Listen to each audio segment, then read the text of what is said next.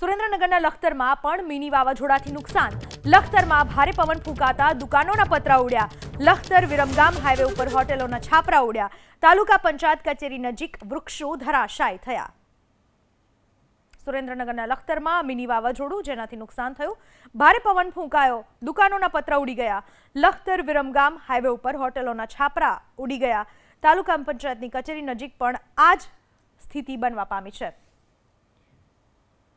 આ વિશે વધુ માહિતી આપવા આપણી સાથે જોડાઈ ચૂક્યા છે સુરેન્દ્રનગરથી અમારા સંવાદદાતા ફોન લાઈન પર.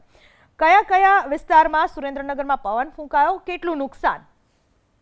જી, સુરેન્દ્રનગર જિલ્લામાં લખતર, મૂળી, લીંબડી, પાટડી તાલુકામાં રાતના 3 થી 4 વાગ્યાના અરસામાં ભારે પવન સાથે વીજળી અને વાવાઝોડું સાથે છૂટો છવાયો વરસાદ પણ પડ્યો છે. ત્યારે અનેક જગ્યાએ વૃક્ષો ધરાશાયી થયાના સમાચાર મળી રહ્યા છે. તે ઉપરાંત લખતર હાઈવે ઉપર આવેલી નાની નાની કાચી દુકાનોના પતરાઓ ઉડી ગયા છે.